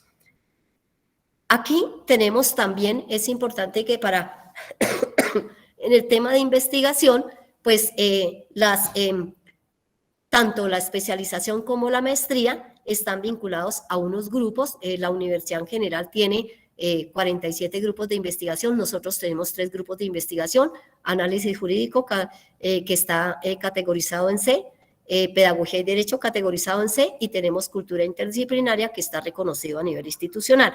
En los semilleros de investigación tenemos 6 que también están vinculados allí, como es la pedagogía, también el semillero de pedagogía y derecho, de Veritas, Sui Generis, Bitácora, derecho privado y abogados para tiempos de paz. Todos ellos con ese objetivo de que nuestros especialistas y también nuestros estudiantes de la maestría puedan llevar a cabo su proceso de investigación vinculado también tanto a una línea. Nosotros tenemos también 2 líneas, la universidad tiene 16 líneas y nosotros tenemos 2, que es Estado, que es Derecho Social y Cultura en la Formación Jurídica, y Derecho Penal y los estándares internacionales, y en las dos caben todas las investigaciones que adelantan nuestros estudiantes. Dentro del tiempo, ya el año que hemos transcurrido, les quiero comentar acá también que dentro de esa provisión de la especialización estamos realizando publicaciones de artículos. Tenemos el vínculo con una revista Pedagogía en los Derechos Humanos, que es de la UNED, de Madrid, España. Tenemos también con Misión Jurídica y tenemos un trabajo muy importante e interesante que estamos haciendo con el Congreso de la República, con el Centro de Investigaciones y Altos Estudios Legislativos, CAEL, donde también nuestros estudiantes están haciendo un importante análisis legislativo de estos últimos 4 años en diferentes normativas que le apliquen también a lo internacional y que sea un aporte importante desde nuestra universidad, desde nuestra facultad para la sociedad. Para ya finalizar, quiero decirles que, y esta parte normativa la quiero compartir con el tema también de la maestría, porque aplica para las dos, y es que tenemos una normatividad de posgrados que está fundamentada en el Acuerdo 02 del 2018, es la norma general, pero también tenemos una reglamentación que está para posgrados desde admisiones, que es el Acuerdo 040 del 2020.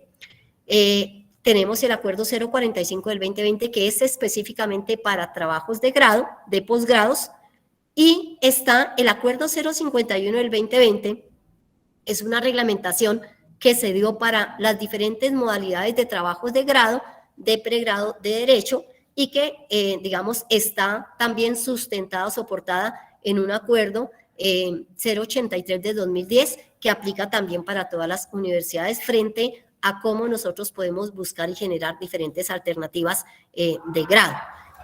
Con base en ello, nosotros proferimos también desde Facultad de Derecho un acuerdo que es el Acuerdo 024 del 2021, que tiene que ver con una figura específica que se llama, dentro de las diferentes alternativas que se presentan allí, que son varias, está la de la coterminalidad.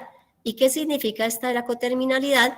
Que un estudiante de cualquier programa de nuestra universidad que haya cumplido, y aquí de una vez uno con el Acuerdo 005 del 2022, que es proferido por el Consejo Superior Universitario y que nos habla sobre el reglamento de doble programa, de pregrado, de doble titulación y de coterminalidad. Entonces, aquí, ¿por qué uno de estos dos acuerdos? Uno es del académico, el otro es del superior, porque aquí nos dice que para esa coterminalidad el estudiante debe haber cumplido el 80% del total de sus créditos académicos para poderse inscribir. ¿Y cuál es el requisito? Cursar y aprobar el primer semestre de la especialización, y si lo cursa y lo aprueba, entonces aquí vamos a tener también que se homologa, también podemos tener en cuenta allí que se homologan los 2 últimos seminarios de investigación y también el trabajo de grado. Entonces, esto es posible, ya lo estamos viviendo con algunos de nuestros estudiantes que están en la especialización. Entonces, para que lo tengamos en cuenta, el Acuerdo 005 del 2020, algo importante que nos define acá también es que, perdón, que efectivamente todos los estudiantes que quieran cursar sean bienvenidos. Ustedes saben que cuando hablamos nosotros en el caso de Derecho, pues tenemos un plan de estudios que está en 12 semestres, que estaríamos hablando nosotros de haber cursado ya mínimo 140 créditos, pero hablamos también de un plan de estudios en 10 semestres que tendríamos que haber cursado un mínimo de 38 créditos, entonces 33 créditos, perdón. Entonces, ¿es viable? Sí es viable. Y sobre todo, que le estamos apuntando a 2 aspectos muy importantes. Uno, que es nuestro objetivo de terminar nuestro proyecto académico como estudiantes de pregrado, y 2, que también de forma paralela vamos avanzando también en un posgrado de nuestra casa de estudio para que tener ya también nosotros, pues, por lo menos alternativas de acuerdo a su vocación, a su interés de definir desde nuestra Universidad Colegio Mayor de Cundinamarca y en particular desde nuestra facultad. En este sentido, tenemos nosotros entonces que aquí el 05 del 2022 nos dice también que Para los tres primeros puestos que tengan el mayor porcentaje, pueden en un momento dado, pues digamos, ellos tener también la posibilidad de inscribirse a la especialización o a la maestría, y solamente se les cobrará el pregrado. Ello siempre y cuando se cumpla el punto de equilibrio. Entonces, siempre que se hace un posgrado, pues hay unos puntos de equilibrio. Pero aparte de ello, está el abanico de oportunidad para todos nuestros estudiantes, con un estímulo grande que es el académico, como lo estamos diciendo, homologación de los 2 seminarios últimos de su plan de estudios y la homologación de su trabajo de grado. Para ello se lleva a cabo el proceso ante el Comité de Monografía Jurídica, la verificación de certificación de aprobación del semestre y el cumplimiento de los requisitos para optar por el título, porque obviamente para poderse graduar, y eso lo dice la norma, tanto la específica de Facultad de Derecho como la general de Consejo Superior Universitario, pues tiene que uno haberse graduado ya del pregrado para poder optar ya obviamente por el título de la especialización o del posgrado que estén realizando. Aquí el acuerdo 24, es solamente retomar la homologación de los requisitos de trabajo de grado y de los 2 últimos seminarios que se llevan a cabo. Con ello, pues entonces aquí quiero terminar con esta frase, y es que la educación es un derecho humano con un inmenso poder para transformar. Y nosotros estamos llamados desde esa vocación, desde la educación, a transformarnos primero nosotros, contribuir en la transformación de vidas para poder contribuir en la transformación también de la sociedad, como lo manifiesta aquí Kofi Annan. Entonces, muchas gracias, y ya pues le daría ahorita la palabra también al doctor Borja, que nos va a complementar sobre la maestría en Derecho Penal. Gracias, doctora Miriam. Antes de dar paso al doctor Borja, los invitamos a ver un saludo del doctor Leonel, quien también es docente de la especialización, y quiere hacerles la siguiente invitación. Hola, apreciada comunidad universitaria de la Universidad Colegio Mayor de Cundinamarca y en general de nuestro país, Colombia. En este momento estoy planteando a ustedes la importancia que existe de cursar la especialización en Derecho Internacional Público con énfasis en Derechos Humanos. Esta especialización nos da la posibilidad de que ahondemos en el conocimiento a nivel internacional y a nivel interno respecto de lo que es la protección de los derechos humanos. No solamente ello se involucra aquí, sino también la posibilidad de acceder a algunas organizaciones internacionales en la medida en que, si en el país no se toman los correctivos necesarios para defender los derechos humanos a nivel nacional, es posible acudir a estas instituciones, no solamente a nivel de litigio, sino también a nivel de consultas y a nivel de otros tipos de asesorías y de planteamientos que tienen estas organizaciones. Por ello es importante esta especialización, ahondar en este nuevo conocimiento, que es un derecho realmente nuevo, pero que es muy importante para los desarrollos de la sociedad. Muchas gracias y nos vemos en una próxima ocasión. Gracias al profesor Leonel, docente de la especialización. Y también queremos invitarlos a ver el saludo de Wilson. Él es estudiante de la especialización y también quiere hacerles a ustedes la invitación para que se animen a estudiar con nosotros. Es importante estudiar Derecho Internacional Público porque la sociedad requiere profesionales capacitados para enfrentar los retos del mundo actual en materia de relaciones internacionales y derechos humanos. El mundo globalizado y su avance constante enfrenta problemas a nivel de medio ambiente. Los avances en tecnología y biotecnología, la salud, las finanzas, el comercio internacional pueden perturbar la soberanía de los estados, el desarrollo de los pueblos y especialmente los derechos fundamentales inherentes a todo ser humano. El especialista en Derecho Internacional Público con énfasis en derechos humanos entrega sus conocimientos al servicio de la humanidad en defensa de la paz y la seguridad internacional, pero sobre todo con conciencia social, trabaja por adecuar las normas internas a las normas internacionales en amparo de un orden justo y el progreso moral y material del hombre. Resulta importante proteger la dignidad humana frente al poder. El derecho internacional público permite esa protección eficaz tanto de los estados como de las personas individualmente consideradas. Existe, por lo tanto, la necesidad de expertos que atiendan los requerimientos frente a la cooperación internacional, el desarrollo, la conservación del medio ambiente y la protección de los derechos humanos.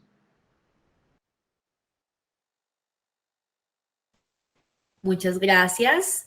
A continuación, entonces, le damos paso al profesor Jairo Borja, doctor Jairo Borja, coordinador de la maestría en Derecho Penal, quien nos va a presentar todos los componentes temáticos de este posgrado. Adelante, doctor Jairo, bienvenido. Bueno, buenas noches a todos y todas. Un saludo muy especial a las directivas de la universidad aquí presentes, a la doctora Miriam Sepúlveda López como coordinadora, como directora ya de la especialización, porque aquí uniendo lo que son los dos posgrados que ofrece la Facultad de Derecho, pues quiero comentarles especialmente a los demás asistentes que en definitiva vamos ya de manera puntual a hablar de la maestría en Derecho Penal. Y quiero contarles pues que esta maestría se hace en modalidad presencial y el título de expedir es Magíster en Derecho Penal. La estamos adelantando los días viernes de 6 de la tarde a 10 de la noche y los sábados de 7 de la mañana a 1 de la tarde.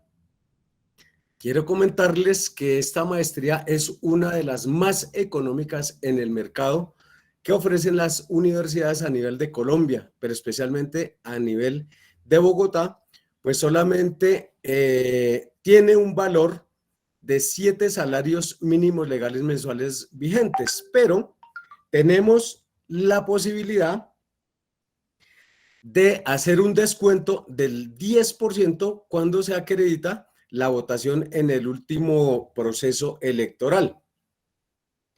Quiero contarles que el perfil del aspirante pues debe ser un profesional graduado en Derecho, en Ciencias Sociales y Humanas, Ciencias Jurídicas, Formación Criminalística o Estudios Legales, pues con un valor equivalente al título de abogado. Y lo más importante es que ustedes deben de tener disposición investigativa, responsabilidad competitiva, seriedad, dedicación y compromiso académico con la universidad, pero sobre todo vocación por el derecho penal y las disciplinas afines, es decir, todo lo que atañe al derecho sancionatorio.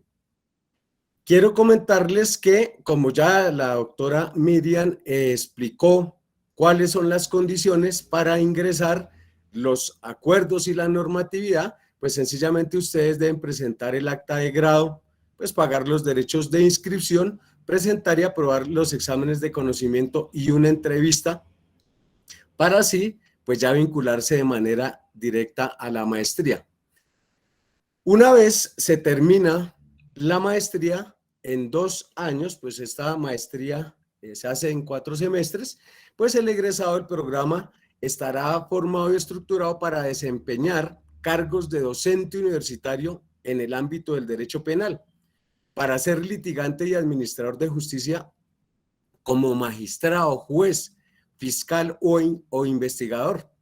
Además, estará dotado de elementos académicos, jurídicos e investigativos dentro de un contexto global que le permita dilucidar con pleno criterio y proyección profesional para desempeñarse como servidor público y gestor en el conocimiento jurídico y de su ejercicio en el ámbito del derecho punitivo nacional e internacional. Fíjese, este derecho se puede utilizar en el ejercicio de la Corte Interamericana de Derechos Humanos, la Corte Penal Internacional y, por supuesto, aquí a nivel interno. Aquí quiero significar algo como complemento a lo que ya se dijo respecto a los posgrados, y es qué competencias generales y específicas formará y desarrollará el componente temático de la maestría en Derecho Penal. Y estas competencias, pues quiero contarles a ustedes que se hace con base en la actualización de la normatividad que tiene la universidad, en este caso, el Acuerdo 022 del 2020, que es nuestro MOPEI.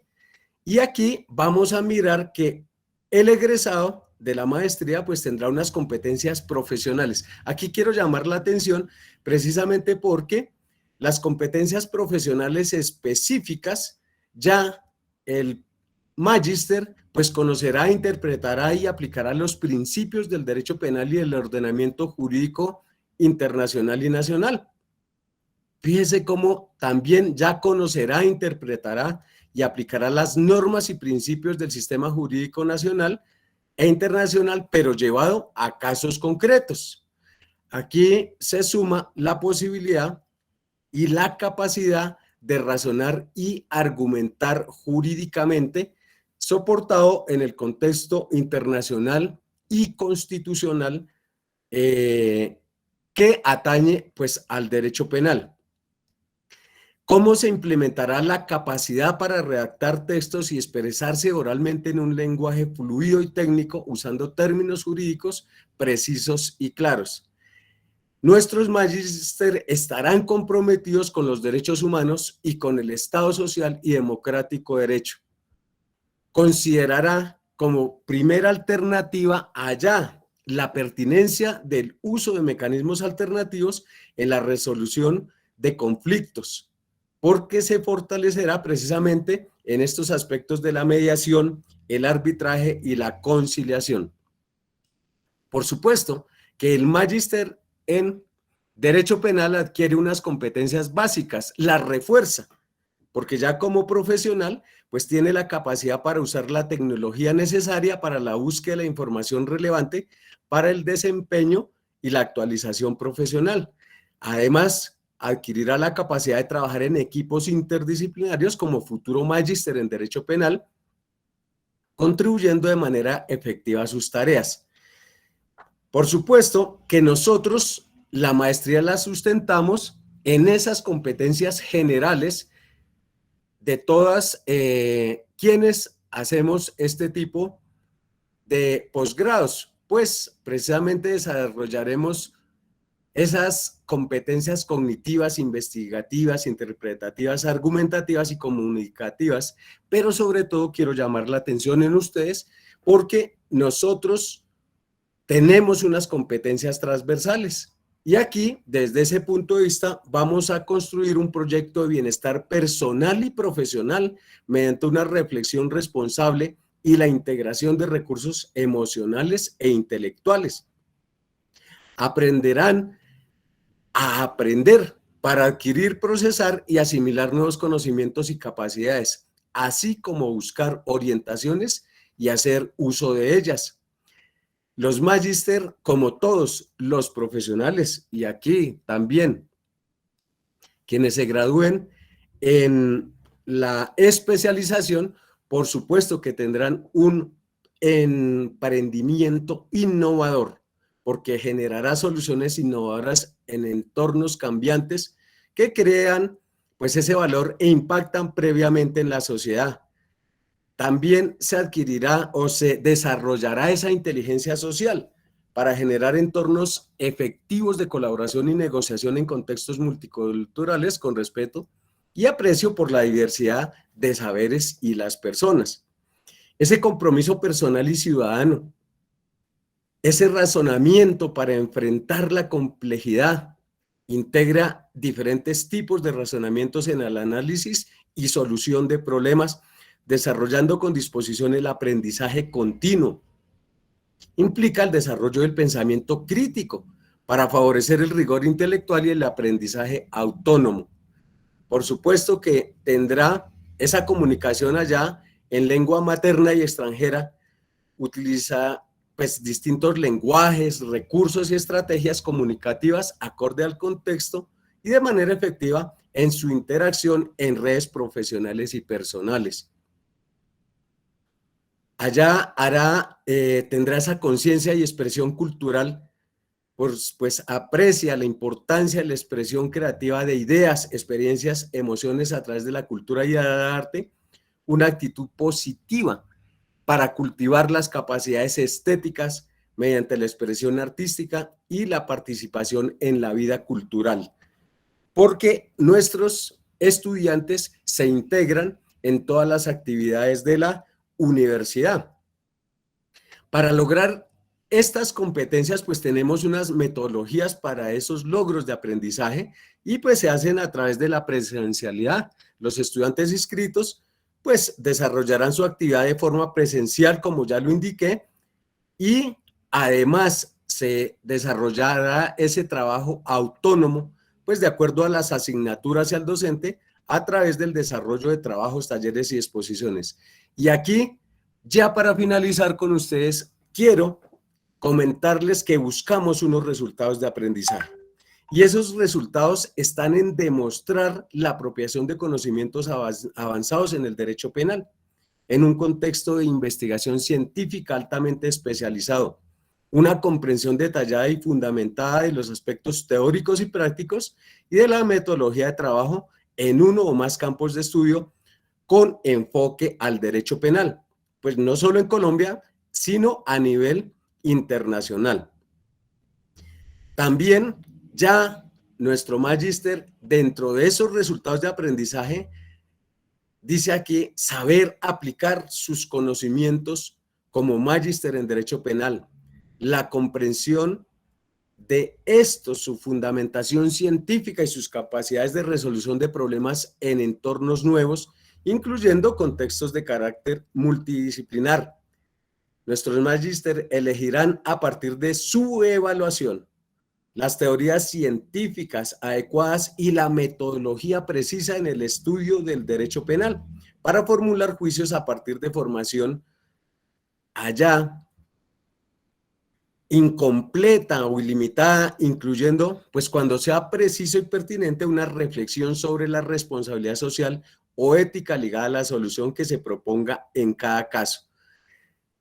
El magíster ya predecirá la evolución de sus situaciones complejas mediante el desarrollo de nuevas e innovadoras metodologías de trabajo adaptadas al ámbito científico, investigador, tecnológico, profesional, pues concreto. También tendrá esa capacidad de transmitir de modo claro los resultados procedentes de la investigación científica y tecnológica o del ámbito de la innovación más avanzada, así como los fundamentos más relevantes sobre las que se sustentan. Desarrollará la autonomía suficiente para participar en proyectos de investigación y colaboración científicas o tecnológicas dentro de su ámbito temático en contextos interdisciplinares y por supuesto que, por último, ya asumirá una responsabilidad de su propio desarrollo profesional como magíster en derecho penal en uno o más campos de estudio. Para lograr ello, pues es indudable que dentro de la malla curricular nosotros tenemos componentes temáticos dentro de la teoría del delito y de la teoría de la pena, los principios de la teoría del derecho penal. Vamos a ver medicina forense, el interrogatorio como medio de prueba prevalente en el proceso penal, la estructura del proceso penal colombiano, los alcances de la jurisprudencia de los criterios aplicables allá en la prueba ilícita, la constitucionalización del derecho penal, las líneas jurisprudenciales en el proceso penal y por supuesto que tendremos que ver lo que es el sistema penal acusatorio global y latinoamericano, finalizando allá con la contextualización de la casación y revisión penal nacional y global. Son muchos otros aspectos que nosotros contemplamos en la maestría, pero ya por efectos del tiempo, quiero decirles a ustedes muchas gracias por su atención y los invito a inscribirse en la maestría. Gracias por acompañarnos. Muchas gracias, doctor Jairo Borja. Ahorita para sacar una foto. Ya estamos entonces finalizando nuestra actividad de Open Day y queremos invitarlos a ver este video de un estudiante de la maestría en Derecho Penal. el doctor Juan Carlos Villamizar.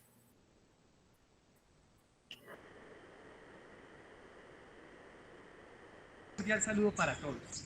Yo soy Juan Carlos Villamizar Cardona, egresado de la Facultad de Derecho de la Universidad Colegio Mayor de Cundinamarca. Actualmente estoy cursando la maestría en Derecho Penal en esta universidad. Y los quiero invitar a todos a que conozcan el pensum académico y la excelente alternativa en formación penal que está ofreciendo la universidad. Entre otros aspectos, contamos con una amplia capacidad y fortalezas en el ámbito de formación, desde docentes de alta calidad, así como costos de accesibilidad tanto para egresados como beneficios por haber participado en las elecciones anteriores. En esta maestría encontrarán profundización en los temas actuales y en los retos que tiene el sistema penal acusatorio colombiano y adquirirán destrezas para ser formados como abogados litigantes en materia penal con énfasis en investigación, así también como fiscales, jueces, magistrados y cargos en diversas partes de la rama judicial. Los invito. En la página web de la universidad encontrarán toda la información ampliada. Muchas gracias. Gracias a Juan Carlos. Y por último, los queremos invitar ahora el saludo del estudiante de la especialización, Leonardo.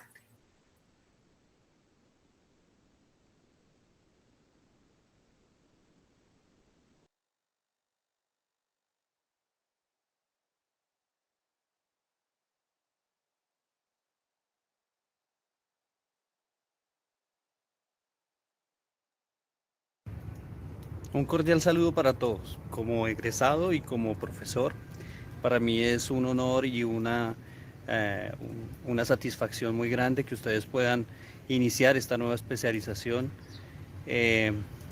fundamentalmente porque estudiar el sistema internacional de derechos humanos permite al abogado actual, permite al jurista educarse en la forma en la que se está transformando los derechos humanos y por tanto el ordenamiento jurídico y todo sistema jurídico en el mundo actual. A través de la aplicación del artículo 93 constitucional podemos, digamos, identificar varias formas de aplicación de los tratados internacionales en materia de derechos humanos al ordenamiento interno. Fundamentalmente se crean 5 sistemas: el sistema penal internacional, el sistema de derechos civiles y políticos, el sistema de derechos económicos, sociales y culturales, el sistema de protección de derecho internacional humanitario y el sistema de protección de derecho internacional laboral. En ese sentido, tanto desde el punto de vista penal, como desde el punto de vista del derecho público en general, la aprehensión y el conocimiento del derecho internacional público a través de los sistemas de derechos humanos es la base o la precondición para entender el derecho constitucional actual, para entender el derecho a los derechos humanos, para entender el derecho penal, el derecho laboral y en general, para entender el Estado constitucional de derecho. Yo estoy muy feliz, muy contento de ver que la Universidad Colegio Mayor de Cundinamarca está poniendo a disposición de los abogados y fundamentalmente de aquellos abogados que vienen de la universidad pública una herramienta muy útil y muy necesaria a la hora de hacer derecho y de pensar el derecho. Muchas gracias. Bien, pues junto a estos mensajes queremos recordarles que las inscripciones están abiertas hasta el 11 de junio para estudiar ambos posgrados, bien sea la especialización en Derecho Internacional Público con énfasis en Derechos Humanos o la maestría en Derecho Penal. Recordarles también que estos posgrados se dictan en modalidad presencial en la ciudad de Bogotá y que se dictan en jornada nocturna. Si ustedes quieren obtener más información, pueden ingresar a la página web de la universidad www.unicolmayor.edu.co, donde podrán conocer también toda la información de los programas. Ya con esto entonces finalizamos nuestra actividad de Open Day. A todos ustedes, muchas gracias por acompañarnos. Doctora Miriam, adelante. Sí, no sé, Estefanía, si de pronto hay alguna pregunta de quienes están acá presentes que con respecto a al procedimiento, a los contenidos, a lo que nosotros dijimos acá, tanto de la especialización como de la maestría, consideren que quieran complementar esa información.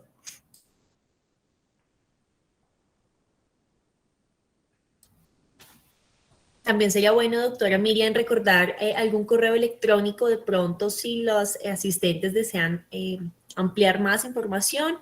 De pronto podemos aquí en el chat poner los correos electrónicos. Sí, ahí les vamos a colocar el correo de la especialización y el correo de Miriam.Sepúlveda y el del doctor Jairo Borja, para que pues tengamos, si queremos profundizar más en algunas de las, sea en la maestría, sea en la especialización, en los posgrados, en el procedimiento, hay muchas alternativas. Aquí vimos también que se encuentran vinculados algunos de nuestros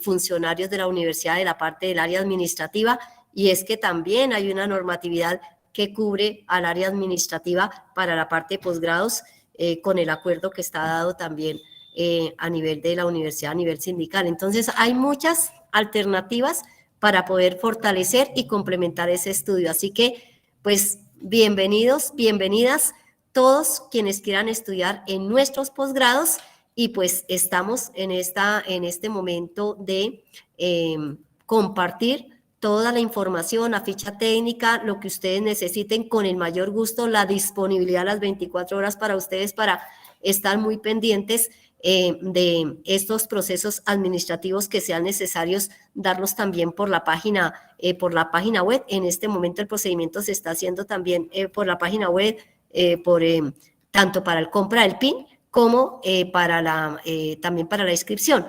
Sin embargo, pues eso no es obvio si alguien quiere hacerlo también de forma presencial. De pronto esto también es como para mayor agilidad en los procedimientos. Así que esperamos que muchos de ustedes, acá de quienes están presentes y de quienes no están, y que yo sé que aquí todos los que hemos estado en el Open Day nos convertimos en agentes multiplicadores y socializadores de toda nuestra información de posgrados que tenemos de Facultad de Derecho en nuestra universidad pública, Universidad Colegio Mayor de Cundinamarca. Pues bienvenidos sean. Y que ya ahorita nos dirá Estefanía, pero pues también este programa, este video va a quedar, se va a enviar también a las redes, para que muchas personas que por algún motivo no pudieron estar en este momento, lo puedan también ver, puedan escuchar, generar las inquietudes que da lugar. Nosotros a través de los correos con mucho gusto las responderemos. Agradecerle también a todo el equipo de promoción y relaciones interinstitucionales, a Andrea Estefanía, a Claudia, pues por todo su apoyo, y a todas las personas que de una u otra manera pues hicieron también esta posibilidad de esta apertura de este evento, que lo hemos venido haciendo también de forma semestral, y que es una oportunidad también para socializar lo que hacemos y lo que nuestra sociedad también requiere. Así que muchas gracias a todos nuestros directivos acá presentes, nuestros estudiantes de pregrado, de posgrado, nuestros también docentes de pregrado y de posgrado, egresados, que sabemos acá que hay muchos también que están vinculados a este programa, funcionarios de nuestra institución, administrativos, y a todas aquellas personas externas que sabemos que también han estado haciendo el seguimiento a este Open Day, y pues que bienvenidos. Para nosotros, en la medida en que unamos muchas fuerzas, vamos a poder construir y cambiar y mirar una Colombia diferente, una Colombia que nos corresponde a nosotros desde la educación, una corresponsabilidad grande, y para ello estamos para aportar en estos procesos junto con todos ustedes, quienes hacen la realidad de que se lleven a la práctica nuestros posgrados. Así que muchas gracias a cada uno de quienes están acá presentes.